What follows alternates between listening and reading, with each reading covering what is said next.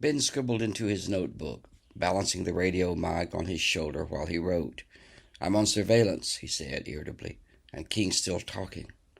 He glanced up toward the church. He could see the crowd shifting excitedly as the people stood packed together tightly on its wide cement steps.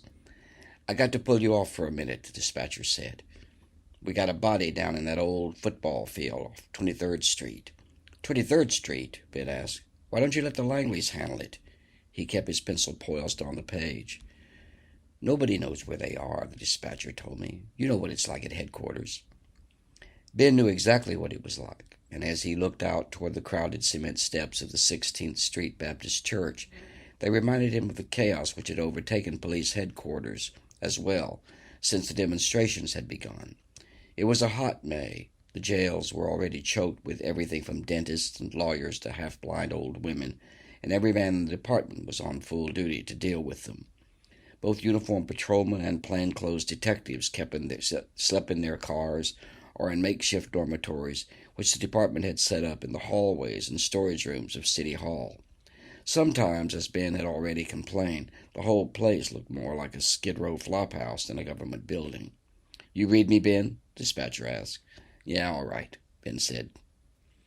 "That old football field off 23rd Street," the dispatcher reminded him. "I'll get there as soon as I can," Ben said. He clicked off the radio, snapped it back into its cradle, and hit the ignition. The line groaned fitfully in the steamy air, and several of the people who stood crowded together on the old brick church glanced toward him, their brown eyes watching him silently as he pulled away. It took no more than a few minutes for him to make it all the way across town to the football field.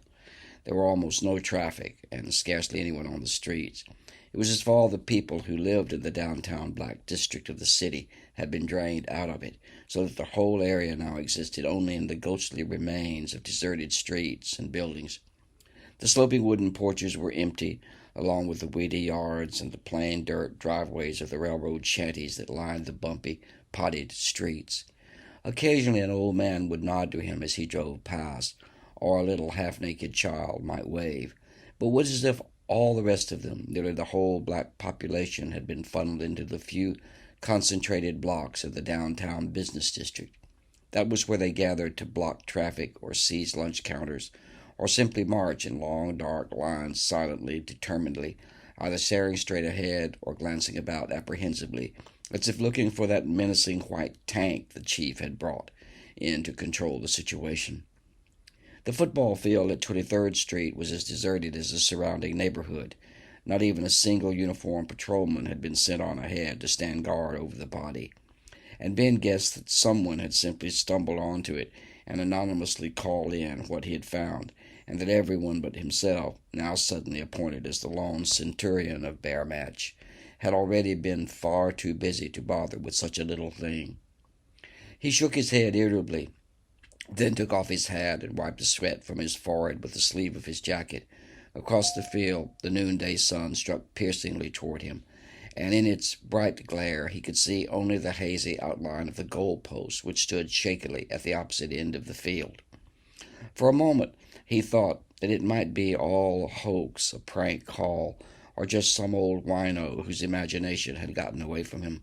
But as he made his way across the littered ground, his eyes slowly began to focus on what looked like a small, dark ball perched motionlessly on the bare red ground beneath the goalpost. As he continued forward, the ball became a tiny fist, thrusting out of the dirt, its fingers curled toward the palm, as if trying to grab for something which still hung in the air above the ground. Thank you.